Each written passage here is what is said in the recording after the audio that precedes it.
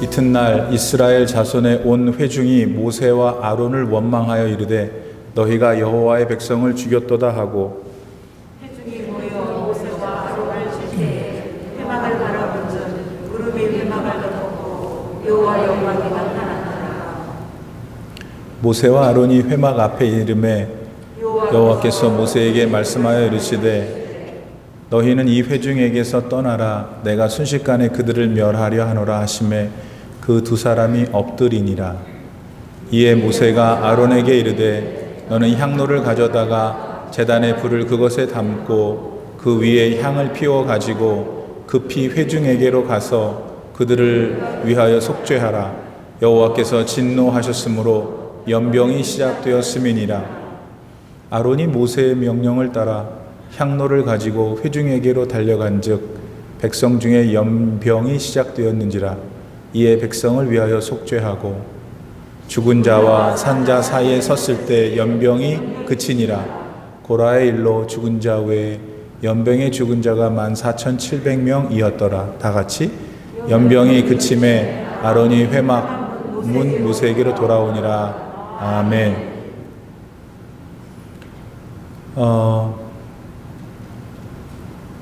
어제 그러니까 오늘 본문이 일어나기 전날 어제 고라라고 하는 사람이 다른 사람들 몇과 함께 또 250명의 이스라엘 회중들로부터의 지도자들과 함께 모세와 아론에게 반역했어요. 너희들만 하나님이 함께 하시는 게 아니다.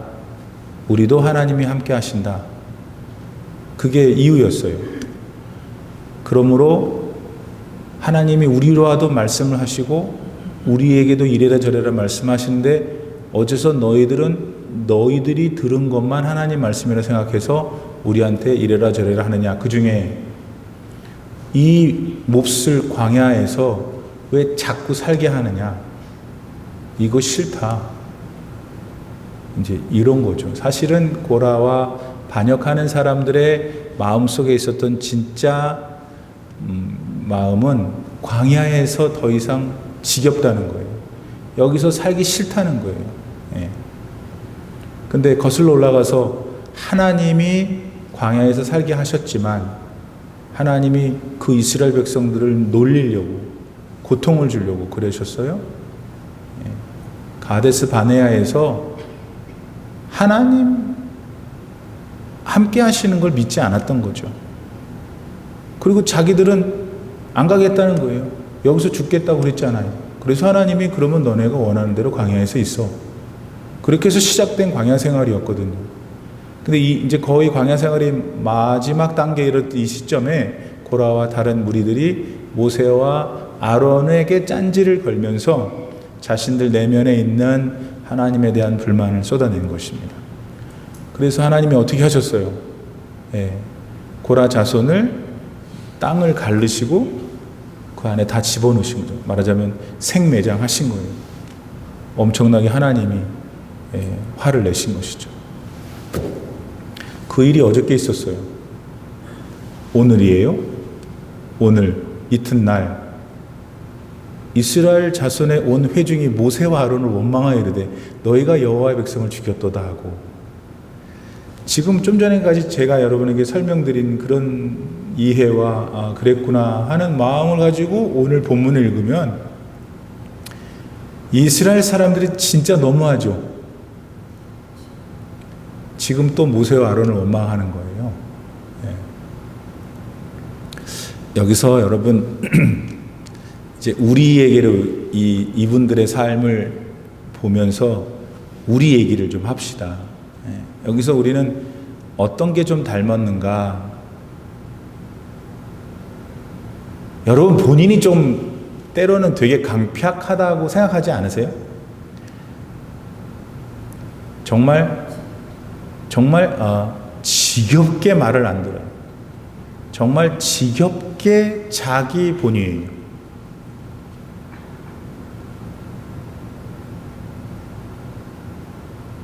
그 성격이 그 우리의 어떤 삶의 한 부분이 죄를 보고도 심각하지 않은 거예요. 여러분 혹시 그런 부분들이 없는지요? 여러분 삶 속에 죄인지 아는데 어느 날부터 심각하지 않은 거예요.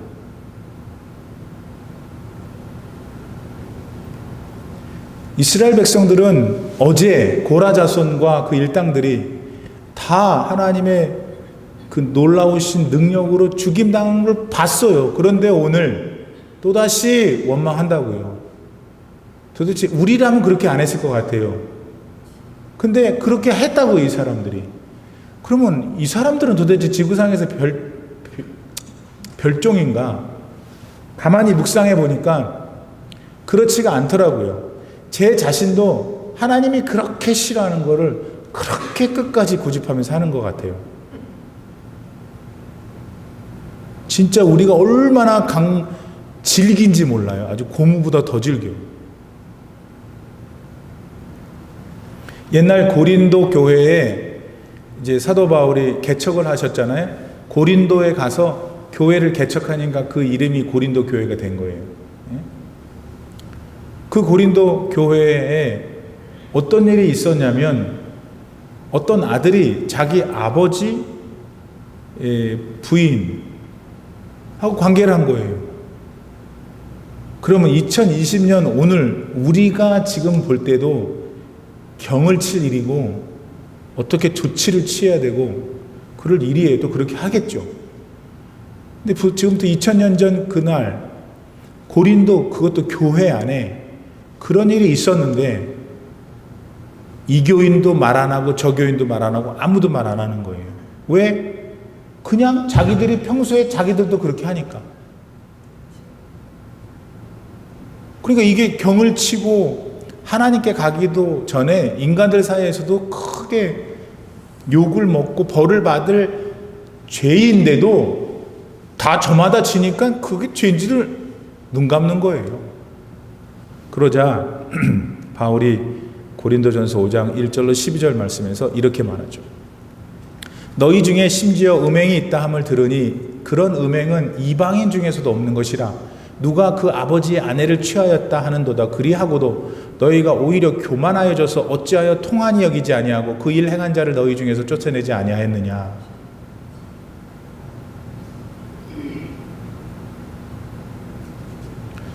여러분 지금 본문 41절 오늘 민수기 본문 41절 말씀에서 나타난 현상, 저분들은 왜 그럴까? 그 안에서 우리가 함께 깨달아야 하는 것은 내가 저 무리 가운데 있었을 가능성이 있느냐 없느냐는 거예요. 그럼 왜 나는 저들과 함께 했는가? 여러분 나라고 하는 사람은 상당히 얼마나 고집스러운지 몰라요. 자기 주장이 얼마나 강한지 몰라요. 아주 그냥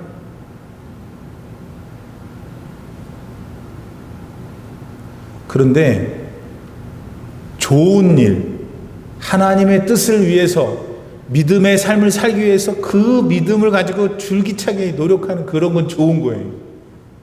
그런데 자기가 본래 죄인이고 자기는 그냥 두면은 큰일 난 존재라는 것을 알면서도 은근슬쩍 죄와 타협하고 기도하지 않고 자기 멋대로 신앙생활하고 교회 예수님 그러면 내가 복받는 거 복받게 해주는 하나의 부처 혹은 무슨 무당. 우리 한국 사람들 조심해야 돼요. 우리 몸 안에 그런 게 흐르고 있기 때문에. 예. 여러분 우리가 예수님을 잘 믿고 여러분과 같이 정말 신앙의 본이 되는 삶을 사는 분들을 향해서 하나님이 이런 말씀을 하셨다는 걸 명심해야 돼요. 왜 그렇게 얘기하셨냐면 우리가 생각보다 우리 자신에 대해서 너무나 고집스럽고 죄에 대해서도 너무나 고집스럽게 죄를 지려고 한다는 거예요. 보세요. 에스겔서 18장 24절.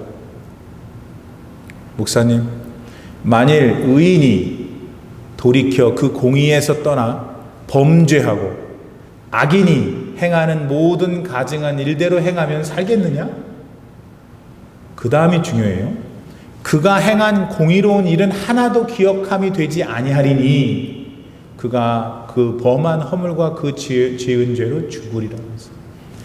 이 말을 어떻게 해석하면 예수님 믿었어요. 성령 받았어요. 기뻤어요. 그런데 그 믿음 생활을 속에서 자기 자신의 그 고집스럽고 그냥 오만불손한 그것들을 성령의 능력으로 다스리질 못하고 어느 날부터 그냥 놔둔 거예요. 그런데 선교사님들이 왔어요. 선교 헌금했어요. 네? 담임 목사님 뭐 힘드시니까 뭐 갖다 줬어요. 이웃 사랑도 했어요. 다 했다니까요. 다 했는데 하나님이 뭐라 그러시냐면 그가 행한 공의로운 일은 하나도 기억함이 되지 못하리니 그가 범한 허물과 지은 죄로 죽으리라 했어요. 그러므로 사랑하는 성도 여러분, 신앙의 생활이 있는 거예요. 우리 인생이 있잖아요. 그 인생 안에는 그 전체가 다 신앙의 생활을 할 수 있고 또 구체적으로 신앙의 생활을 우리가 다른 이들과는 달리 해가는데 신앙의 생활 속에 자기 마음이 굳어지는 걸 경계해야 돼요. 마음이 굳어진다는 것은 강팍해진다는 건데 그거는 뭐냐면 내가 죄인이 아닌 거예요. 예수님이 안 필요하지 당연히. 찬송을 불러도 먹먹하고 왜 이렇게 찬송이 기나 그런 생각이 들죠. 찬양을 잘 인도를 못하는 분이 앞에 설 수 있어요. 그럴 때는 진짜 좀 힘들죠. 그럴 때는 마음이 강팍하지 않은 사람은 어떻게 하냐면 자기가 찬양을 잘 부르는 거예요. 자기 찬양에 자기가 도취되면 되는 거예요. 그러니까 마음이 강팍해지지 않으려고 노력을 하면 되는데 이것 자체가 없는 거예요. 그리고 오늘 이스라엘 백성들은 지금 이분들 전부 다 마음이 상태가 안 좋은 거예요. 그나마 14,700명으로 이렇게 알면서도 고집하며 될 대로 되라는 인간의 심보 있죠? 장 집사님 있어요. 웃은 거 보니까 있어. 근데 그 장 집사님만 그런 게 아니라 손 목사도 있고 우리 인생 여정 속에 그런 일이 가끔 있다 이거예요. 그거를 정신을 차려야 되는 거예요. 하나님이 다 보고 계신다는 거예요. 그러면 목사님은 어떻게 살아 힘들어갖고 그러니까 인생이 힘들다 그랬잖아요 아까. 그럼 어쩌자는 거 힘들다고 그러면 그렇게 하라고 놔둬요? 그렇게 하지 않으려는 것도 힘들고 하는 것은 덜 힘드니까 힘들지 않은 일을 선택하려고 한단 말이에요. 근데 힘들어야 돼요. 노력해야 돼요. 내가 너의 구원을 두렵고 떨림으로 어떻게 하라? 이루라 그랬어요. 그래야 천당에 가는 거죠. 그냥 아무나 가는 줄 아세요? 이제 그렇게 또 화를 내니까 하나님께서 모세와 아론을 부르시죠. 그리고 구름이 회막 위에 딱 뜨시면서 야 너희들 또 거부하고 반역하는 걔네들한테서 절로 가 있어. 너희는 이 회중에게서 떠나라. 내가 순식간에 그들을 멸하려 하노라 하시매 그랬더니 그 두 사람이 확 엎드렸어요. 여러분 결국 어떻게 되냐면 하나님께서 거기 모인 사람들을 다시 연병을 일으켜서 전염병이죠. 전염병을 일으켜서 다 죽이실 작정이셨나 봐요. 결국은 중간에 아론이 중보의 기도를 속죄 죄를 드림으로 그게 멈춰져서 결과적으로 봤더니 14,700명이 죽었어요. 그러니까 어제 고라 일당과 250명의 지도자들과 이런 사람들이 다 죽고 또 오늘 14,700명이 죽으면 대충 한 15,000명, 2만 명이 다 죽은 거예요. 그러면 그 죽음을 당한 사람들은 누굴까? 이스라엘 백성들 아니에요, 여러분? 시내산에서 하나님이 직접 나타나셔서 너희들은 내 친백성이다. 하나님이 친백성으로 부르신, 그들의 입장에서는 부르심을 받은 사람이에요. 오늘 우리는 예수 그리스도를 통해서 하나님이 우리를 부르셨어요. 아멘. 우리는 그분의 자녀예요. 그러니까 그런 면에서 지금 이 사건 속에 나타난 이스라엘 백성들과 우리는 동격인 거예요. 하나님의 백성이라는 면에서는. 자, 그러면 하나님의 백성이었던 이 당시 이분들이 14,700명 플러스 알파를 하나님이 죽게 하셨다면 오늘 하나님의 백성들 가운데 저와 여러분 가운데에도 하나님이 죽이실 수 있는 거죠. 아무튼 우리 목사님은 은혜로운 설교를 한 번도 안 해. 맨날 죽인다고 그러니. 여러분 정확히 믿어야지. 어차피 하나님이 복을 주시는 분 아니에요. 그러니까 이 교회도 다녀보고 저 교회도 다녀보라고요. 어떤 하나님이 진짠가? 지금 하나님이 하시는 대로 제가 설교하고 있잖아요. 지금 14,700명을 죽이셨잖아요. 죽였는데 어떻게 안 죽였다 그래요? 왜 죽였는지, 이 사람 죽음 당한 사람이 누군지를 알아야 우리는 죽지 않을 거 아닙니까? 그걸 지금 전하려고 하는 거예요. 우리가 여기서 한 가지 끌어낼 수 있는 진리는 부름을 받았지만 하나님께 버림받을 수 있다는 거예요. 맞아요? 아니 시내산에서 다 하나님이 부르셨잖아요. 자기 백성이라고. 근데 그 중에서 지금 이 상당수의 인원이 돌아가셨어요. 죽임 당했어요. 그렇다면 하나님이 부르신 사람 가운데 버림받을 수 있는 사람이 있다는 것은 진리인 거지. 그러니까 우리는 버림받은 사람이 안 되면 되는 거예요. 우리는 아닐 수 있어요. 그죠? 그러면 자신이 있냐고요. 어떻게 버림받았는지를 알아야 될 거 아니에요. 어떨 때 하나님이 버리시냐면 불신할 때 하나님이 제일 싫어하는 건 안 믿는 거예요. 하나님 불신하고 반역할 때. 하나님께서 이 이스라엘 사람들이 이제 가나안에 들어가서 결국 후손들이 들어가서 각 나라를 이루고 살다가 보니까 저쪽 블레셋 족속에도 왕이 있고 뭐도 왕이 있고 그러니까 지들도 왕이 있고 싶은 거야. 그래가지고 하나님한테 엄청 오랫동안 뗐었죠. 우리도 왕을 달라고. 근데 하나님이 왕이신데 뭘 또 왕을 달라는 거예요. 하나님께서 망설이시고 싫어하셨지만 크게 고집을 피우니까 왕을 줬어요. 하나님이 인간 왕을 세우시려니 얼마나 많이 고르셨겠어요. 이스라엘의 첫 번째 왕 말입니다. 여러분이 잘 아시는 사울 왕을 딱 선택했어요. 사울 왕을 하나님이 뽑으신 이유는 딱 한 가지예요. 그거는 겸손했기 때문에.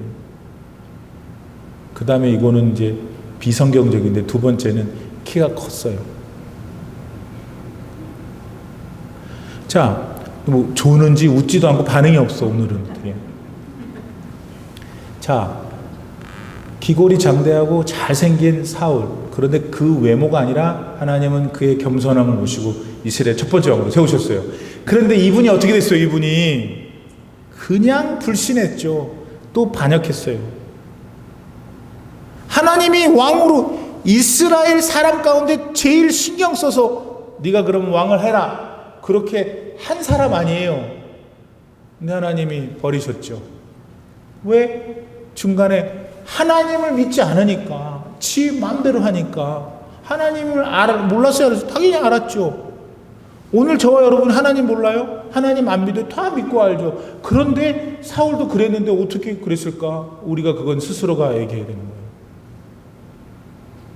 결정적인 삶의 순간에 그는 하나님을 불신했어요. 그리고 하나님을 거역했죠. 제사장이 해야 될 일을 자기가 해버리고 자기 멋대로 했어요. 사울 결국 비참하게 죽죠. 그의 세 아들도 같이 죽죠. 그의 가문이 순식간에 초토화됐어요. 가룟 유다. 가룟 유다 모르는 사람이 어디 있어요? 좋은 걸로 아는 게 아니라 나쁜 걸로 알죠. 예수님 안 믿고 교회 안 다니는 사람은 가룟 유다 알아요. 그런데 가룟 유다는 예수님의 12제자, 훗날 사도가 된 사람 중에 한 사람으로 예수님이 부르셨어요. 그 다음에 재무장관이었어요. 회계였어요. 누구한테 돈 맡겨요, 여러분? 믿을 만한 사람한테 맡기는 거예요. 믿을 만한 사람이고 또 아무래도 재치도 있고 지혜도 있어야 되잖아요. 살림을 한 사람입니다. 가룟 유다를 하나님께서, 예수님께서 회개를 맡기셨다는 것은 그분이 능력이 있었다는 거예요. 예수님이 부르셨고 능력도 있었어요. 그런데 어떻게 가룟 유다가 됐어요? 불신했기 때문이에요. 예수님이 자기가 생각하는 예수님이 아니었거든. 맨날 십자가만 진다고 그러지, 이웃을 사랑하라 그러지, 지금 막 로마 사람들 때려 부셔갖고 왕이 되셔서 자기가 빨리 영의정해야 되겠는데 이 양반이 그걸 안 해주니까 정말 노선이 다른 거다. 그래서 팔아먹었잖아요. 반역했죠. 유다는 높은 곳에서 떨어져서 그 배가 터지고 안에서 창자가 나왔다. 그렇게 성경은 그의 끝을 말해주고 있어요. 자살한 거죠. 어떻게 하나님, 목사님, 어떻게 하나님께서 부르신 그분의 자녀들을 어떻게 그렇게 하실 수 있어요? 하나님도 물어보는 거예요, 너희들한테. 너 도대체 어떻게 나한테 이럴 수가 있냐는 거죠, 하나님도.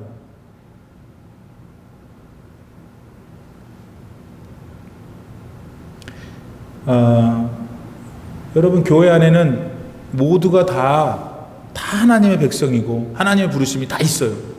그렇게 우리는 믿고 있고 또 그 믿음으로 서로를 격려하고 존경하며 살죠. 그런데 불행하게도 성경은 교회 안에 하나님의 부르신 백성들 가운데는 가라지가 있다고 그러셔요. 그럼 왜 하나님이 지금 가라지를 솎아내지 않으시냐? 가라지를 솎아내다가 옆에 있는 알곡도 다칠까? 그럼 뭔지 하시려고요? 내가 다시 와서 알곡과 가라지를 구별할 때가 있는데 먼저는 가라지를 구별하여 밖에 내다 태워버리고 알곡은 곳간에.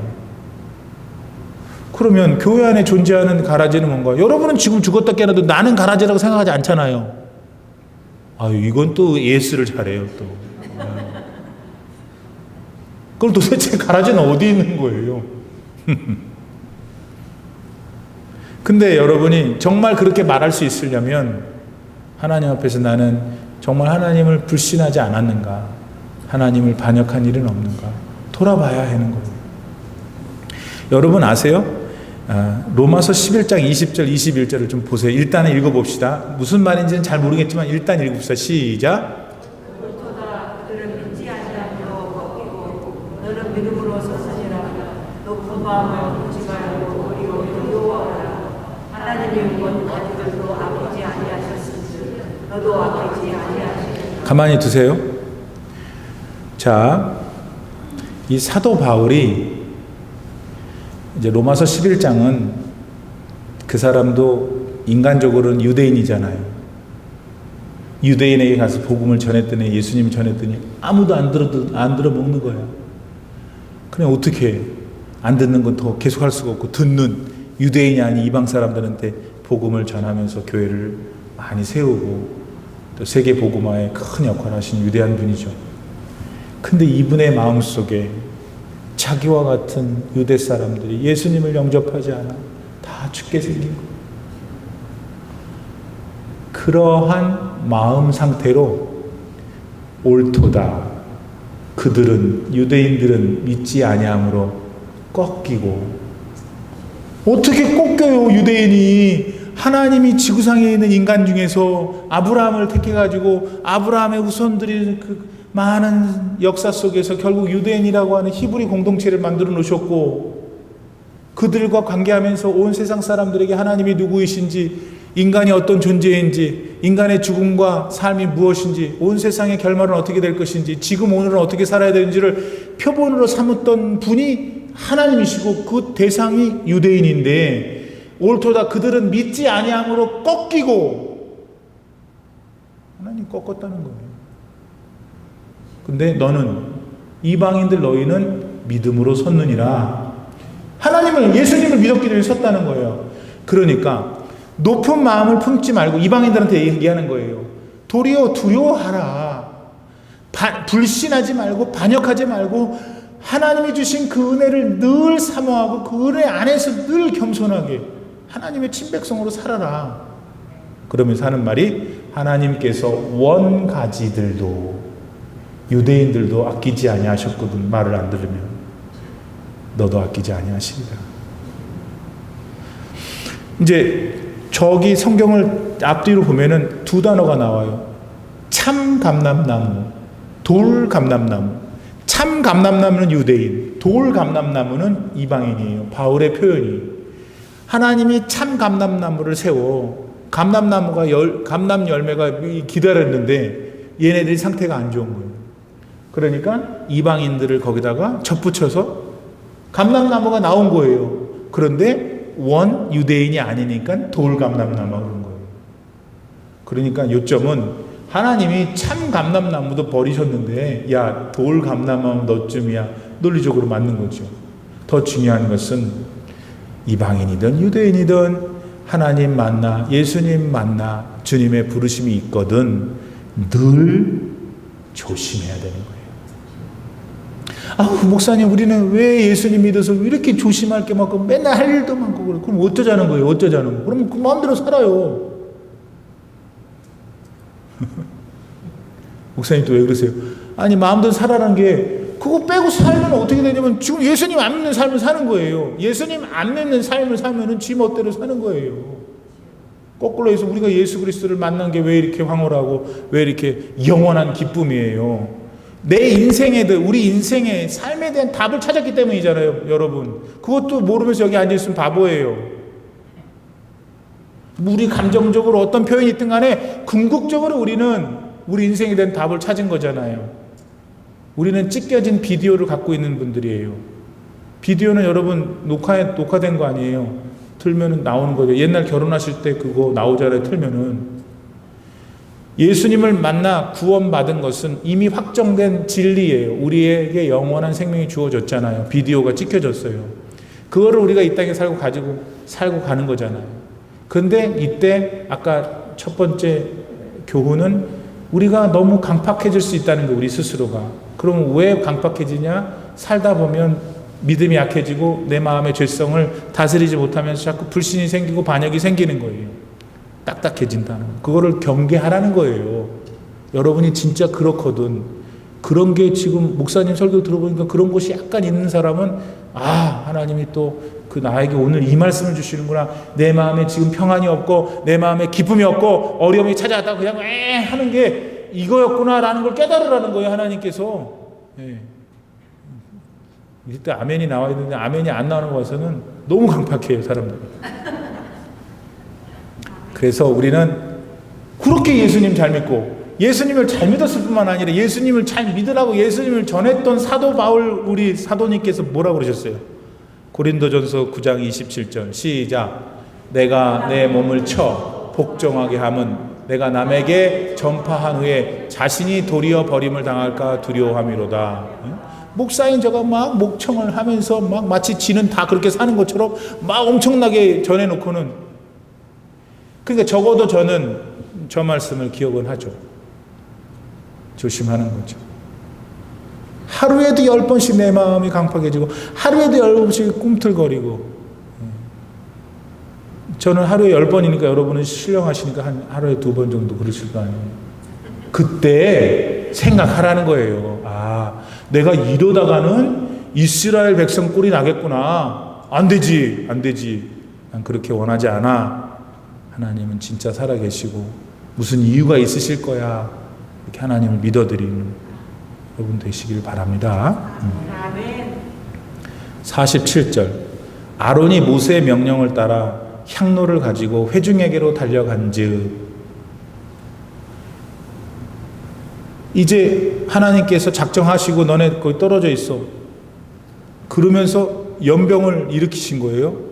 그러니까 모세가 너무나 놀라고 다급해서 하는 말이 아론한테 너 빨리 향로를 들고 그 향로에다가 향을 넣어서 그 불이 타야 될 거 아니에요. 그걸 들고서 가라고 그런 거예요, 지금. 회중한테. 왜 가라 그랬겠어요? 빨리 가서 지금 하나님 앞에 까불고 저렇게 강팍해져서 지가 하는지 뭔지도 모르고 있는 이스라엘 백성들이 더 죽기 전에 빨리 속죄의 제사를 하나님께 드리라는 거예요. 왜냐하면 아론이 대제사장이었으니까 아론이 그 역할을 해야 되잖아요. 다른 사람 듣지도 않으셨겠지만 그 아론이 그 위에 향을 피워가지고 급히 회중에게로 가서 그들을 위해 속죄했다. 갔더니 이미 하나님께서 연병을 일으키신 것이 진행이 되고 있었던 거예요.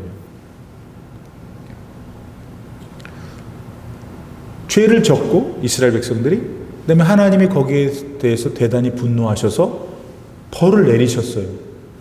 이 상황 속에서 살아날 수 있는 길은 없어 보여요. 죄는 이미 저질러졌고 하나님은 그의 죄에 상응하는 벌을 내리시고 있는 이때에 누가 살아날 수 있겠어요? 그런데 오늘 성경은 희미하게 그러나 진리를 보여주잖아요. 모세를 통해서 아론이 향로를 들고 재빠르게 속죄제를 드림으로 결국 결과적으로 보면은 거기서 멈춰져요. 연병이. 그럼 우리가 어디서 뭘 발견하냐면 속죄가 필요한 거구나. 하나님의 분노하심, 하나님의 무서움, 하나님의 초자연적인 파괴하심을 멈출 수 있는 길은 속죄, 내 죄를 용서해 달라고 기도하는 거예요.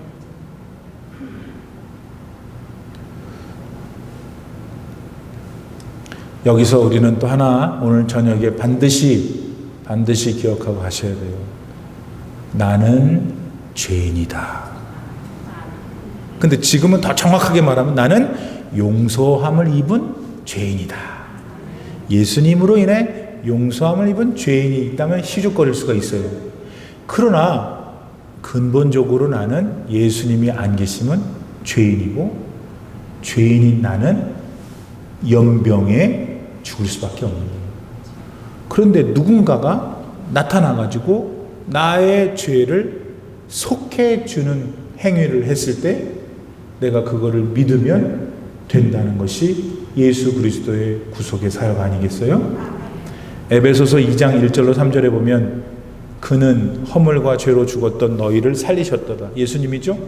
그때 너희는 그 가운데서 행하여 이 세상 풍조를 따르고 술 먹고 간음하고 사기치고 협잡하고 지 좋은 머리가 지한테서 있어서 다른 사람 다 속이고 이따만큼 다 가져서 캘리포니아 반을 자기가 먹고서 왕좌를 이루고 사는 거죠. 지금 천년 만년 살 것처럼 밤에 찾아오는 두려움과 공포를 마약으로 달래고 온갖 욕정으로 달래면서 오늘도 많은 부유한 사람들이 지내고 있는 거죠. 그렇게 이 세상 풍조를 따르고 있는 거죠.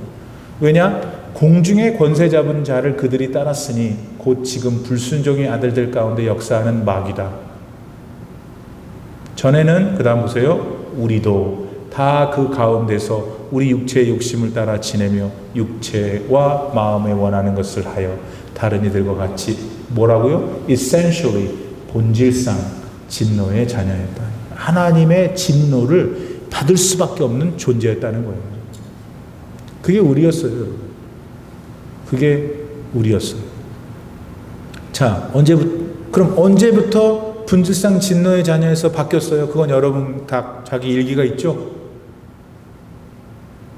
자기 다 일기가 있잖아요. 예수님 만날 때. 예수님께서 우리를 위해서 십자가를 지신 그 사건은 왜 우리가 매일 얘기하고 매일 암송하고 매일 묵상하도 지치지 않냐면 우리가 매일 죄인이고 매일 더럽기 때문이에요.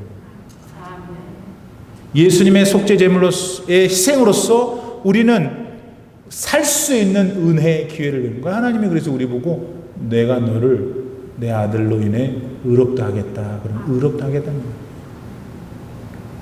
베드로전서 2장 24절 보세요. 친히 나무에 달려 그 몸으로, 예수님이죠, 우리 죄를 담당하셨으니 이는 우리로 죄에 대하여 죽고 의에 대하여 살게 하려 하십니다.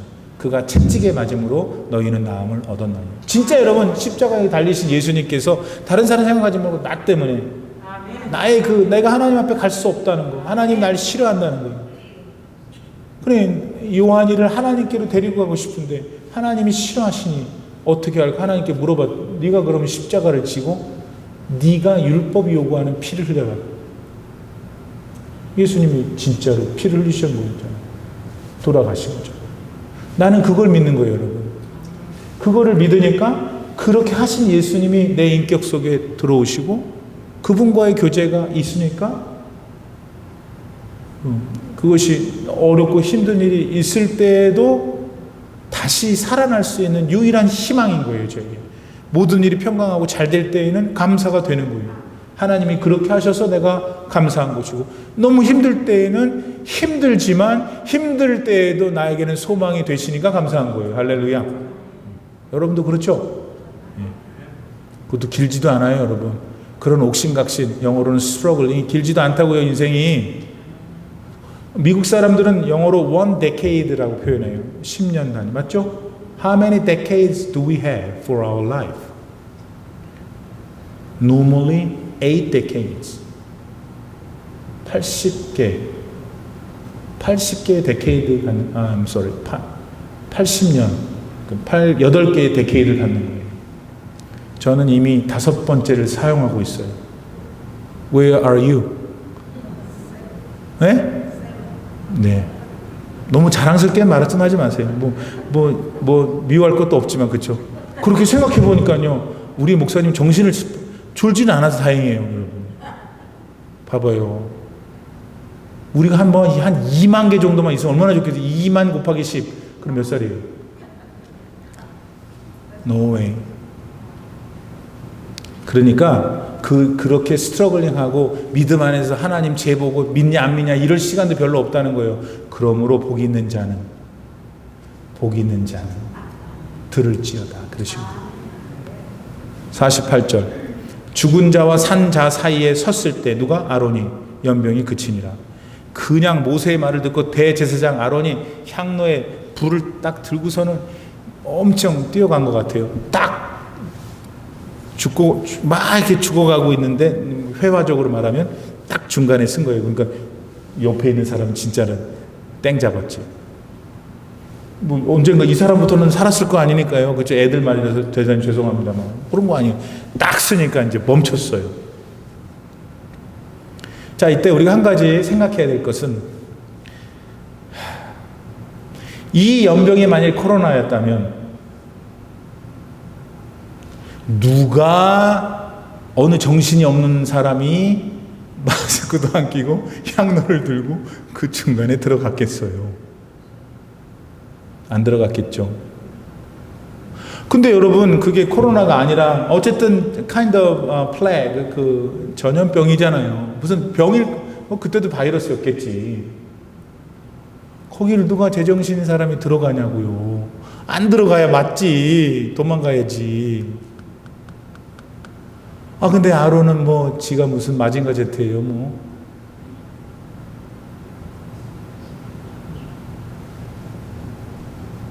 근데 아론이라고 하는 인물이 지금 해낸 일이 뭐라고 그러냐면 뭐예요 이게? 중보를 한 거예요. 중보. 그죠? intercessory 한 거죠. 죽어가고 있는 사람하고 이제 죽을 기다리고 있는 사람 중간에 딱 서가지고 이 죽은 사람은 어떻게 할 수 없고 중간에 중보의 길을 섰을 때 아론은 자기 목숨을 내놨다 안 내놨다? 그러니까 중보는 자기 생명을 내놓고 하는 거라는 거예요. 그러니까 이게 장난이 아니구나 하는 생각을 하게 되는 것이죠. 우리 예수님이 왜 중보자예요? 예수님은 내가 너희를 사랑해, 내가 너희들 정말 몸서리치게 좋아해, 말로만 하지 않으셨어요. 그분은 친히 내려오셔서 인간이 되셨어요. 신학적으로 창조주가 피조물이 된 거예요. 창조주가 당신이 만든 피조물 안에 갇힌 거예요. 그리고 살아 계시다가 싹 하늘로 올라가신 게 아니라 우리 인간이 제일 무서워하고 제일 싫어하고 제일 두려워하는 죽음조차도 맛보셨어요. 그리고 돌아서서 부활하신 후 말씀하시기를 I love you. 여러분 그 사랑을 어떻게 안 믿어요? 예? 그냥 꽃송이 몇 번 갖다 줘도 믿으면서, 그리고 맨날 당하면서. 예수님은 꽃송이 가지고 현혹하는 분이 아니고 자기 생명을 들여 나를 사랑함을 증명하셨어요. 그리고 하시는 말이 내가 너한테 한 일 이것만 기억하라. 네가 해줄 일은 그거밖에 없어. 그러면 내 자녀가 되는 거야. 내가 너를 하나님께로 데리고 가고 싶구나. 그 영원한 중보자가 되신 것이다. 중보는 여러분, 그런데 결론, 우리 예수님이 저의 중보자가 되신, 너무나 이제 믿습니다. 꿀떡같이 믿습니다. 그러고는 말면은 안 되는 거예요. 예수님은 우리를 향해 I want you to be like me. 내가 너가 지금 이 문 열고 나가면 네 동네에 얼마나 많은 사람들이 지금 연병에 죽어가고 있니? 그러니 네가 그때 아론처럼 나의 아들 예수처럼 오늘 중보자가 됐으면 참 좋겠는데, 네가 만일 중보를 한다면, 그래서 예수님을 믿게 하는 믿음을 갖게 한다면 내가 참 좋겠는데 하시는 겁니다. 그리고 돌아보니까 성경에서 하나님이 사랑하시고 아끼시고, 그래서 오늘 우리에게까지 그 이름이 계속해서 증거되어지고 있는 사람들은 대부분 다 중보의 삶을 산 거예요. 하나님이 중보의 기도에 얼마나 약하신지 들어보세요. 이것만 하고 끝낼게요. 창세기 18장에 보면 하나님께서 아브라함한테 나타나셔서, 야, 그 소돔과 고모라가 너무나 죄를 많이 지어서 막 원성이 하늘까지 올라온다. 내가 이걸 어떻게 할 수가 없어. 이제 내가 거기를 심판하려고 한다. 그러시는 거예요. 그러니까 아브라함이 놀래가지고, 왜? 소돔과 고모라에 자기 조카 롯이 살았거든. 그래서 아브라함이 인간적으로는 롯을 생각했을 거고, 또 다른 사랑의 마음도 있었겠죠. 다른 그 마을 사람들을 향해. 그가 여러분이 아는 대로 하나님 앞에 중보 기도를 해요. 몇 번 하냐면 6번 해요. 처음에 하나님, 지금 불로 사르시려고 하는 소돔 고모라에 만일 50명이 의인이 있으면 어떻게 하나님이 되셔서 그러실 수 있겠냐고. 안 되는 겁니다. 안 그러십니까? 하나님도 그랬어요. 그러니까 하나님 어떻게 했어요? 그냥 번개를 쳤어요. 아브라함한테 조용히 있어. 하나님이 그래 50명 있으면 내가 그렇게 하지 않으마. 아브라함이 그 소리 듣자마자 약간 이제 자신이 없어진 거예요. 그러면 혹시 하나님 그 중에서 5명이 모자란, 그럼 몇 명이에요? 45명이면 어때요? 그래도 하실 수 없잖아요. 그러더니 그래? 알았어. 그럼 45, 두 번째. 아브라함이 또 생각한 자신이 없는 거예요. 그래서 몇 명이라고 했어요? 40명? 30명이 있으면 어떨까요? 20명이 있으면 어떨까요? 이렇게까지 5번 한 거예요. 중보 기도를. 그러니까 하나님이 아무 말도 안 하시고, 그래 그러면 네가 얘기한 그 20명 오케이. 제가 이제 지어낸 거예요. 그러다가 아브라함이 나갈래다 딱 돌아오면서 하는 말이 자신이 없으니까 그러면 하나님 딱 잘라서 10명만 있으면 안 될까요? 물론 성경이 그렇게 안 그랬을 것 같아 내 생각에는. 그때 하나님이 이놈이 내가 오랫동안 참은 경을 그랬어요? 6번째 오케이 10명.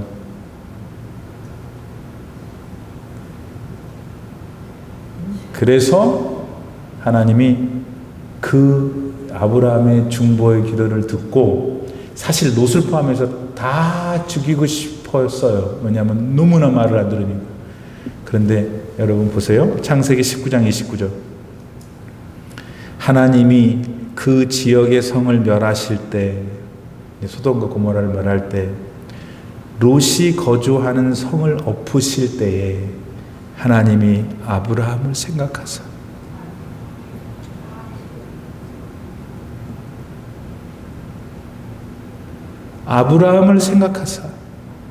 롯을 그 엎으시는 중에서 내보내셨더라.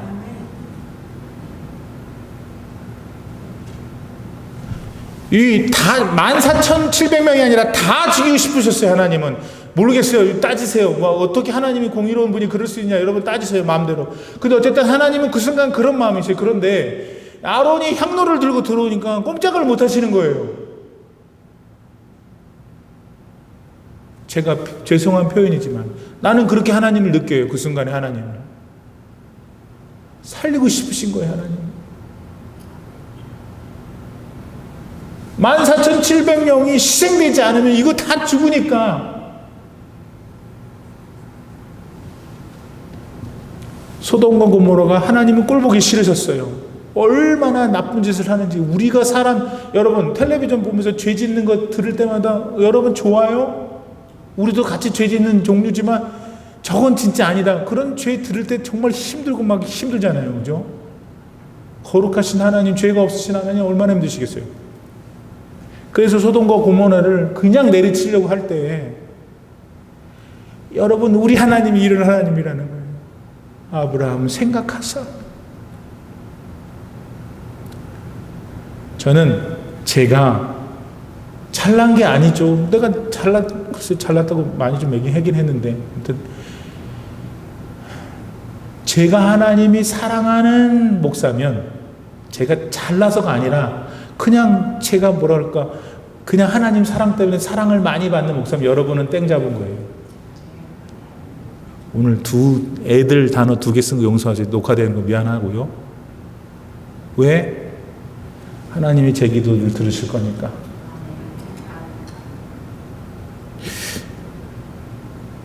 하나님이 저가 부담스러우시니까. 저는 그런 목사가 되기 위해서 노력을 해야 되는 거죠. 네. 그래야 내가 하나님 앞에 당당해야 여러분한테도 맨날 혼내고 왜 공부 안 하냐고 왜 교회 안 나오냐고 하죠. 근데 여기서부터 이제 저는 잊어버리고 그렇게 역사를 하시는 그 하나님을 우리가 바라봐야 되고 그분을 믿어야 돼요. 그분은 지금 여러분의 하나님이셔. 똑같이 저를 아끼고 사랑하시는 것처럼 하나님 여러분도 아끼고 사랑하신다. 그러니까 성도 여러분 오늘 어떻게 멍하시 어떻게 사는지 모르고 사세요. 정신을 또 바짝 차려야 돼요. 어려움과 힘이 있어서 왔다 갔다 하세요. 인생은 힘든 것 같아. 이 일이 지나면 또 다른 일이 힘들고. 근데 그게 모두가 다 그래. 우리는 천국 가야 돼요. 근데 우리가 천국에 오지도 말라는데 가면 안 되고 오라 그럴 때까지는 여기서 어떻게 살아야 되겠는데 어떻게 그러면 가장 행복하고 윤택하고 할 수 있냐? 그거는 마음의 소망이 있어야 되는 거예요. 여러분 마음의 소망이라는 건 굉장히 중요한 가치예요. 응? 막 뚜뚜 패고 아무리 그래 봐라. 나는 간다. 나는 갈 곳이 있어. 난 내일이면 태양이 또 이런 우리가 만들어내는 환각이 아니라 진짜 진리로서의 소망.